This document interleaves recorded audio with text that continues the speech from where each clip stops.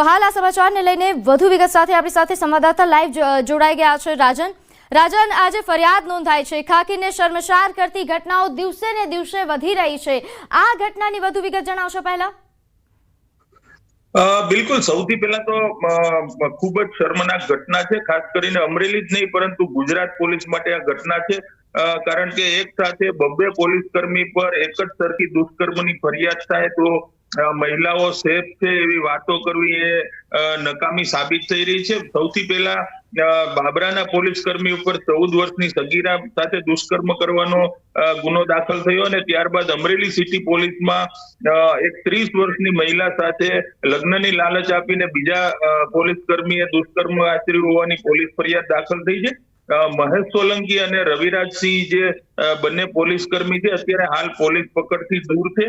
અમરેલી પોલીસનું માથું શરમથી ઝૂકી જાય તે પ્રકારની આ ઘટનામાં બંને પોલીસ કર્મીઓને ઝડપી લેવા માટે અમરેલી એસપી સહિતની જે ટીમ છે એ અત્યારે હાલ કવાયત કરી રહી છે। જી બિલકુલ રાજન કારણ કે જેમને રક્ષા કરવાની છે મહિલાઓની એ જ મહિલાઓ સાથે દુષ્કર્મ આચરે તેમની સાથે જો ગુનો આદરે છે તો આ ખૂબ જ ગંભીર બાબત છે। કેવા પ્રકારની કાર્યવાહી કરવામાં આવશે આ બંને આરોપીઓને શોધવા માટે કેવા પ્રકારના ચક્રો ગતિમાન કરાયા છે બિલકુલ જે રીતે આપણે વાતો કરીએ છીએ કે ગુજરાતની મહિલાઓ રાત્રે 2 વાગે પણ એકલી સ્કૂટી લઈને નીકળી શકે અને તેના માટે પોલીસ છે ખડે પગે રહેતી હોય છે પરંતુ આ ઘટના બિલકુલ વિપરીત છે।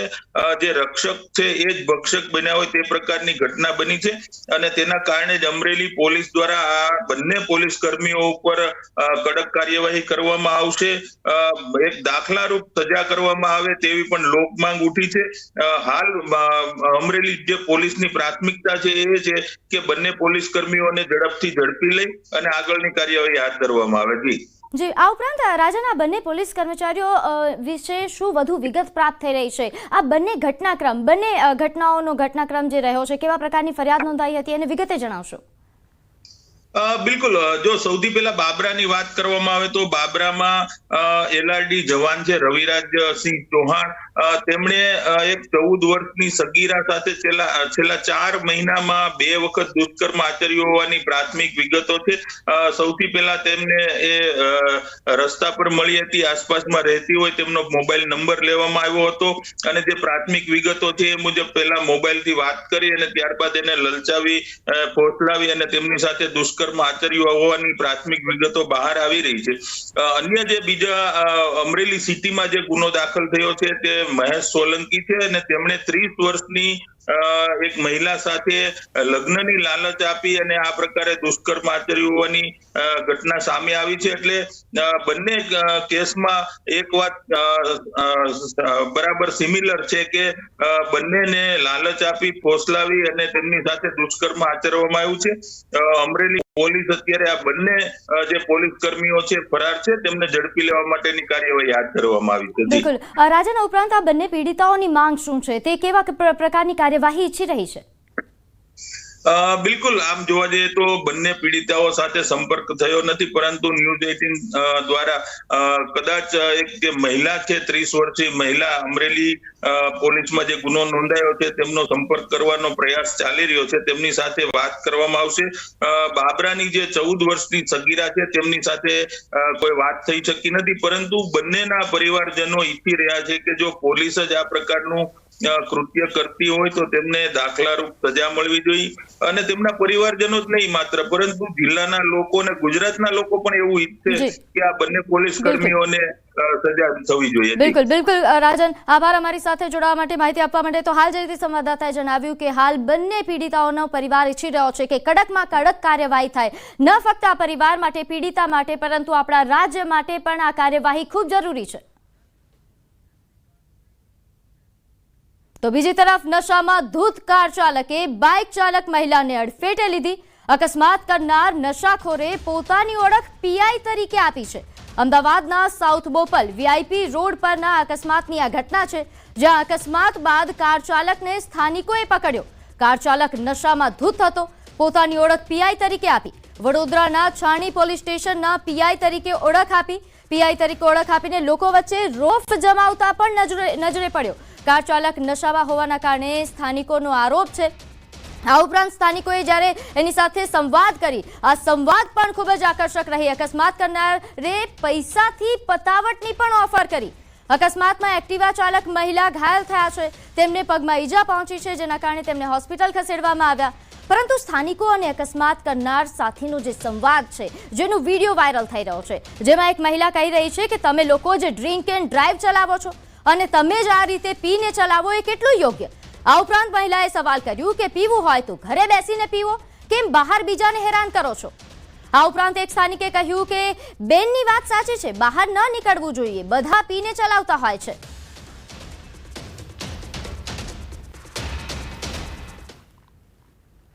તમે એક ગુજરાતના ભારતના જવાબદાર વ્યક્તિ છો તમે આમ લોકોને ડ્રિંક એન્ડ ડ્રાઈવમાં પકડો છો, લોકોના તમે જેટલો દારૂ પીધો તમને વસ્તુ કરી રહ્યા છો. તમે હાલો, તમે હાલીને જે હું નથી, તમે જો ઘરે બેસીને પીવો ને, પીવું છે તો બહાર શું કરો, લોકોની જોડે બહાર કયા પોલીસ સ્ટેશનમાં છો તમે? પહેલા તમે ભૂલ સ્વીકારો. તમે ભૂલ તમારી કરી ગયા છો.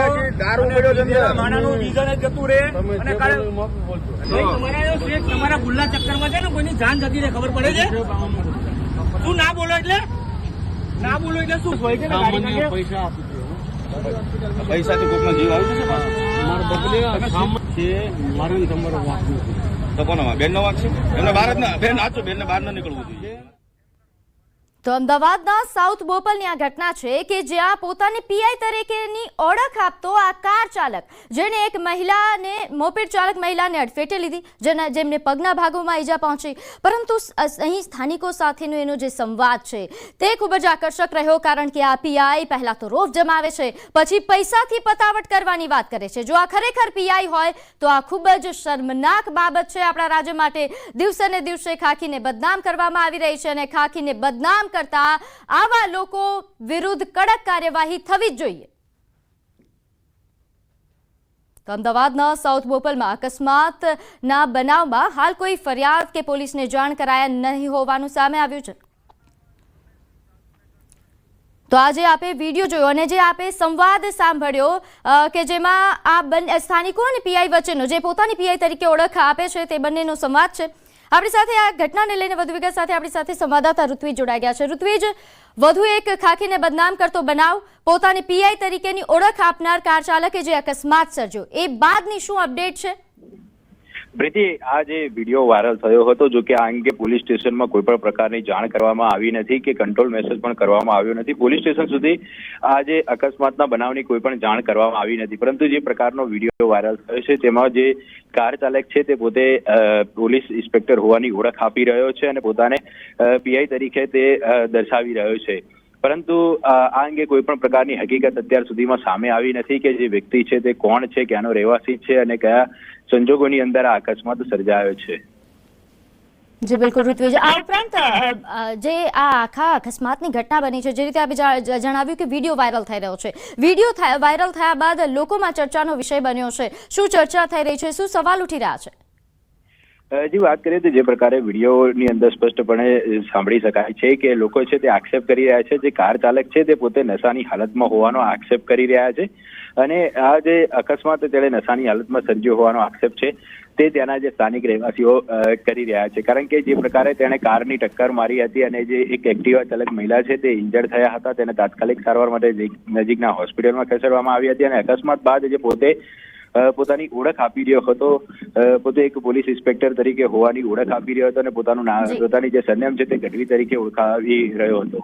જી, આભાર માહિતી આપવા બદલ. તો હાલ રીતે સંવાદદાતાએ જણાવ્યું કે અમદાવાદના સાઉથ બોપલમાં જે અકસ્માતની ઘટના બની છે તેને લઈને હાલ કોઈ ફરિયાદ કે પોલીસને જાણ કરાઈ નથી, પરંતુ અકસ્માત સમયનો વિડીયો વાયરલ થઈ રહ્યો છે. જો કે પોલીસકર્મી જ નશામાં અકસ્માત કરે તેવો આ પહેલો બનાવ નથી. 5 દિવસ અગાઉ એટલે કે 25 મેના દિવસે વડોદરામાં પણ આવો જ એક બનાવ બન્યો હતો, જેમાં છાણી પાસે નશામાં ચૂર એક વર્દીધારી પીએસઆઈએ અકસ્માત કર્યો. એટલો નશામાં હતો આ પીએસઆઈ કે ચાલી પણ નહોતો શકતો. યોગેન્દ્રસિંહ એચ પઢિયાર નામનો પીએસઆઈ કે જેણે પોતાની હરકતથી વર્દીને પણ લજવી દીધી હતી. જો કે તેને તાત્કાલિક અસરથી સસ્પેન્ડ કરી દેવાયો હતો.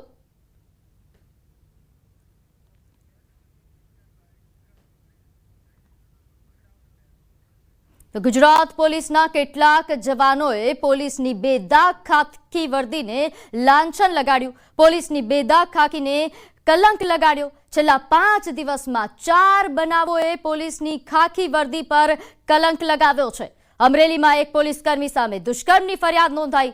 મહેશ સોલંકી નામના પોલીસકર્મી સામે 30 વર્ષની મહિલા સાથે દુષ્કર્મની ફરિયાદ નોંધાઈ. તો અમરેલીના બાબરામાં એક પોલીસકર્મી હેવાન બની ગયો.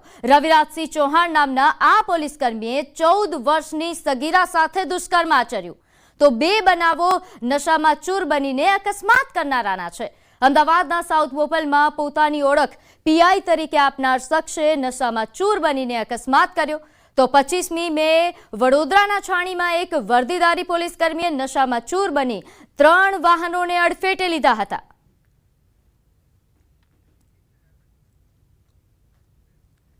તો આ તરફ સુરતમાં રફતારનો કહેર યથાવત છે. મોટા વરાછામાં તેજ રફતારના વાહને ગંભીર અકસ્માત સર્જ્યો. સુદામા ચોક ખાતે બેફામ બનેલા નશામાં ધૂત કાર ચાલકે દંપતીને અડફેટે લીધા. સારવાર લઈ પરત ફરી રહેલા દંપતીને અકસ્માત નડતા ફરી ઇજાગ્રસ્ત થયા. અકસ્માત બાદ સ્થળ પર લોકોનું ટોળું એકઠું થઈ ગયું, જેના કારણે રસ્તા પર ટ્રાફિક સર્જાયો. ઘટનાની જાણ થતાં જ 3 પોલીસ ઘટના સ્થળે પહોંચી કાર ચાલકની અટકાયત કરી ટ્રાફિક દૂર કર્યો.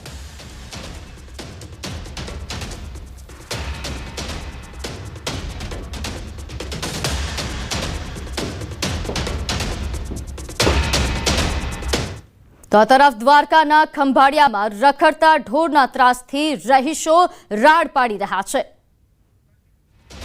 ખંભાળિયામાં જ જાહેર રોડ પર યુવક યુવતી ઢોરની અડફેટે આવ્યા. માંડ બાંડ બચ્યા. ત્યાં તો ફરી એક વખત આખલા યુદ્ધથી રહીશોના જીવ તાળવે ચોટ્યા. ખંભાળિયાના રામનાથ સોસાયટીમાં જાહેર રોડ પર આખલા યુદ્ધ જામ્યું. જાહેર રોડ પર 2 આખલા બાખડતા રહીશોના જીવ અદ્ધર થઈ ગયા હતા. લડતા આખલાથી વાહનોને પણ નુકસાન થયું. સતત 2 દિવસથી રખડતા ઢોરની રંજાડથી રહીશોમાં ભારે રોષ છે.